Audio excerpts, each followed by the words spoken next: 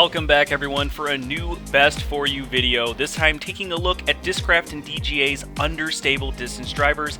This is part 1, looking at the Crank SS, the Thrasher, and the DGA Tempest, versus part 2, we'll take a look at the Hades, the DGA Rogue, and the Discraft Nuke SS. So starting out with the profiles, the Tempest has that kind of, the wing is actually angled a little downward, and it also has a high rounded shoulder and a little bit of dome to it, and because of that it does feel the deepest of the three, while the Crank SS, as you saw, is very flat topped, very sharp edged, but despite that, very comfortable for forehand. Thrasher is kind of in the middle. It has a slight dome to it, it feels really comfortable backhand and forehand, and of the three, it does have the thinnest rim.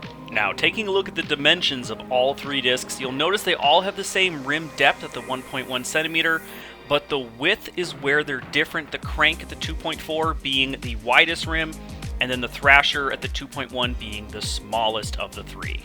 Let's go ahead and kick things off by taking a look at the Crank SS. Now, of the three, it definitely has the most predictable late flight finish. So thrown on a hyzer, even flat, depending on your arm speed, you can trust that it is going to hyzer itself out as long as you give it enough air. Bigger arms, it's definitely going to be more of a big, very fast turnover shot, but for medium, slower arms, very predictable finish. Also, very wide rim, so it's going to get to where it wants to go really quickly. For us slower arms, it's going to be tough for us to get it up to speed to get the desired flight. Definitely better for bigger arms. But I do like how it resists turning out of the hand, particularly forehand with that extra torque.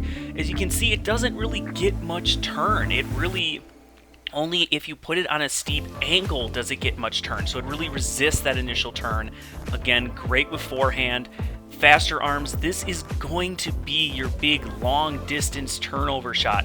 You can kind of see it here, but I just don't have a fast enough, big enough arm to get it to hold it the whole way. Bigger arms definitely will. Now let's take a look at the Thrasher, which I feel is one of the best entry-level distance drivers out there. And by that, I mean players who feel they can now step up their game to distance drivers. This is a great first test for you to see how distance drivers will react to your arm speed. It's a disc that is almost point and shoot with a Thrasher. For slower arms, it's going to be very straight, little bit of turn, and have a nice fade. Bigger arms, it's going to be a nice turnover and roller disc. The Thrasher also has the most plastic options, so you're able to find really one that feels good to you in your hand, but then also matches the specific shot you're looking for. If you're looking for something a little bit more understable, you can go with the Big Z, or if you're looking for something a little more overstable, the Titanium, the Crystal Sparkle, the brand new ESPs, you can really find a Thrasher for just about every shot. Also, very, very comfortable backhand and forehand because it has that neutral profile. This is a perfect hyzer flipping big flex style discs for players of just about any skill level. If you're looking for one of the longest distance drivers you can get, you gotta look at the Tempest. So much glide, so much distance, and it's so versatile. It is great for straight shots, as we see here, the two nice just hyzer flip up. Very, very easy to get this thing to hyzer flip and hold a good straight line and have a predictable finish, but it's great also for flex shots. It has probably the most turn in the mid-flight of any of the discs we've looked at so far, and honestly of the whole 6, I think that still holds true as it gets, I feel, the most turn in the mid-flight, the easiest for those flex shots, particularly for us slower arms. We're really going to be able to get this thing to flex very easy.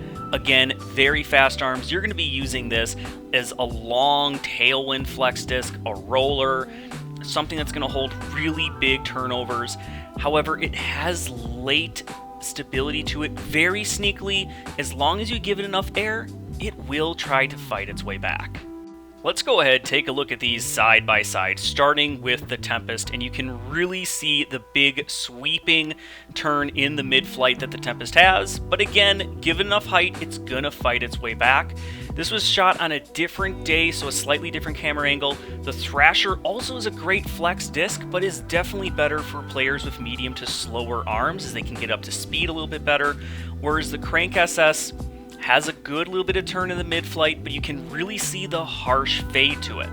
Now, just to kind of match them closer to the Tempest, that's kind of more what the lines would be if all three of the discs were shot at the same camera angle. Alright, so there you have it everyone. I hope this video is going to help you when you're deciding on what your next Understable disc is going to be. As always, check back for part 2, which is going to cover again the Hades, the Nuke SS, and the DGA Rogue. That video should be out within about the next 2 weeks. And if you're looking for more disc golf content, be sure to check out the Oklahizer YouTube channel as well as the Michael Mayo YouTube channel. They both put out a lot of great material, so please go and check them out. Thank you all so much for watching. As always, please subscribe to the channel, like the video, hit that notification bell, and a huge shout out to my 2021 sponsors, Discraft and Riverside Pro Shop. You with the community, thank you all so much. Till next time, keep banging them chains.